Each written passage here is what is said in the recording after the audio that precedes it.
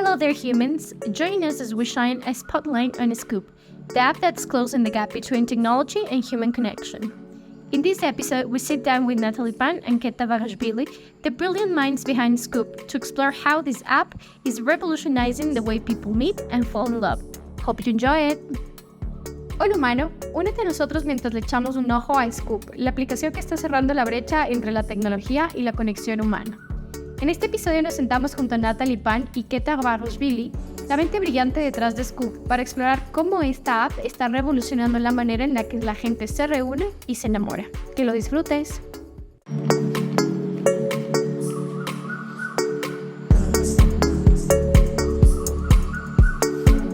Juego de humanos, la historia detrás del personaje. Hello humans, it's so nice to be back. Another episode, as you can see, from Silicon Valley. We are now in the global startup event. And yeah, we just met another beautiful founders around here.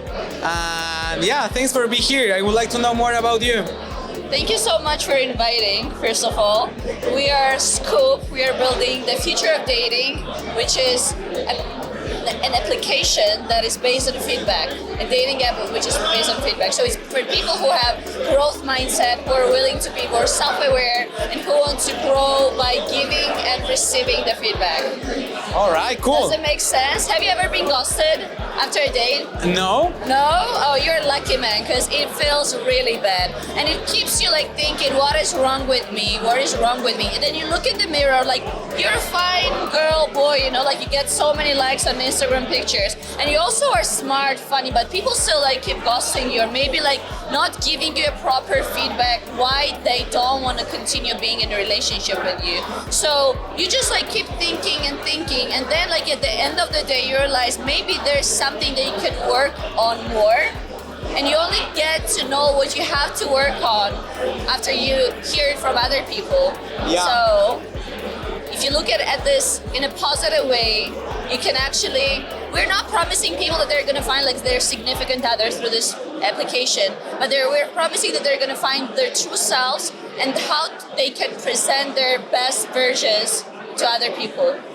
Cool. And what's your name? Keta. Keta. Yeah. Cool. And where are you from, Keta? I'm originally from Georgia, the country, but I live in New York. All right, cool. Yeah. And Just what came is the here. role in the I'm the startup? co-founder and CMO. All right, Yeah. cool. And what about you? I'm Natalie. I'm originally from Montreal, and I'm the CEO. I started Scoop a year ago. Yeah. All right, cool.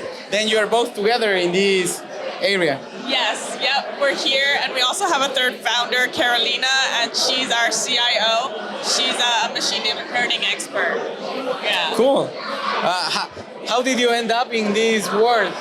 In this world, well, I'm a programmer, so I love to program because I like to create things. So I see programming as a way to create. And the idea for Scoop, like as you said, is we're bringing more awareness about ourselves into dating.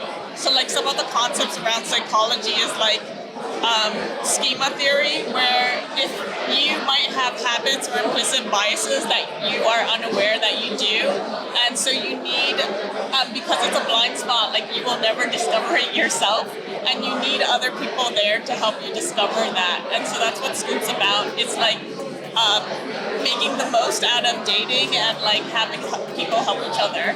Yeah. Cool. When did you start the startup? This one? So this one, it's a nice question, right? The one that an entrepreneur should ask. So Natalie started a year ago and I just joined like 3 months ago. So we've been a team for the last 3 months. Yeah. How is everything going on so far?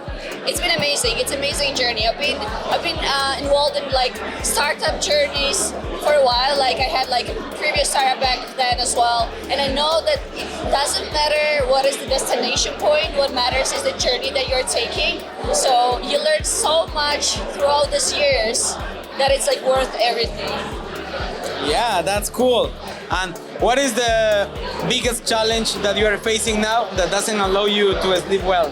Obviously, I would say funding. We're like at the initial stage. Like we haven't launched the MVP yet. We're looking for funds. We're looking for investments.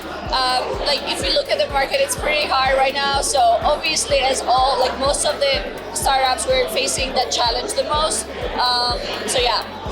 But did you already launch MVP? We haven't launched MVP yet. Not yet. Like it's gonna be out like at maybe end of May. But are you waiting for the funding, or you're gonna do it No, by? like initially I think Natalie and Carolina were like waiting for the MVP to be launched and then like start looking for investments. But we decided to change the path and like start looking for the investors in the process, and then we can continue with that because like once you're already out and then you start reaching like you have to start it like ahead of time so that when the time comes when you need money you already have it. Yeah. Got you. And what about you? What is the biggest challenge that you are facing now that doesn't allow you to sleep well? I mean, I think there's always tons to do, so you have to like prioritize all your tasks. So I think waking up every day and knowing that you have tons to do is a huge challenge. Yeah, it's a mental challenge too because a lot of it is about putting. It's like putting your child out there. It's like your hard work, and that's scary, and so that's a huge challenge. Yeah, got you totally. Well, now I would like to know more about your feelings. In this podcast, we like to talk not just about business. We also try to go deeper. And I want to ask have you ever felt anxiety in this process because we are young and we have a lot of pressure under us. Yeah, that's actually an amazing question, and I love that you're paying attention to that in your podcast because nowadays like everyone is like so drawn in the work that nobody really feels and thinks about what this person is actually going through. And some people say that like being an entrepreneur is a like easier hustle because you don't have to work from 9 to 6 and you don't have this pressure of like having a manager, but actually this is way harder than people can imagine. Imagine like jumping in the sea not knowing how to swim and you don't even have a like lifesaver like next to you, right? Like you take so many risks that you don't know, like you're taking the roads and you don't know where those roads are gonna take you. You know what I mean? So I think it's a lot of like emotional, it's a lot of anxiety, it's a lot of panic, it's a lot of panic attacks. Like it's real and it's really hard. But once again, like it also gives you so much drive and it makes you feel so alive. Like, I mean, obviously, like people are different. Like everybody has like different things that make them happy, right? Like I know that I'm the person that is happy when I'm like creating something, when I know that I'm creating value. So if you just like balance those like anxiety attacks and the feelings that you have, like these uplifting feelings that creating something gives you, then it can be okay. So yeah.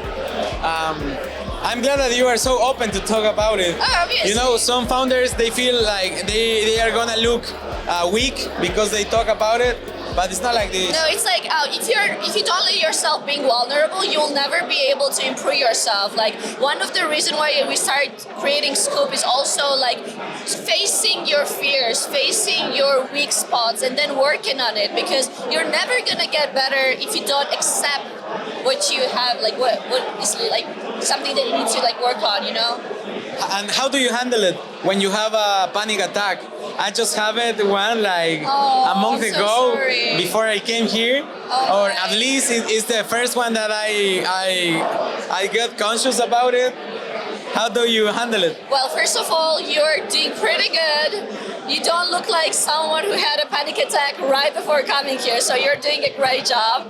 But well, for me, like I try to be like as conscious during that as possible. So there are like few things. Like I try to realize that the problems that I'm going through is not something that only happened to me. It's something a lot of other founders, a lot of other entrepreneurs, a lot of like humans go through. And we have to talk about it. Yeah, exactly. Like if you're not not going to be like vocal about that, they're never going to be able to, kind of like find similarities between you and other people. Like once I know that like something that I'm going through is something that also happened to another person as well, it just kind of like calms me down. Like I don't feel like unique and special anymore, and it's not a bad thing because you actually understand that like if the other person went through that and is okay now, that means that I can go through that and I can be very much okay after that as well. So that is first thing. Second thing I would say is that just like once again, like stay but like super conscious and understand that this is the perspective that I'm seeing from the thing that scares me right now.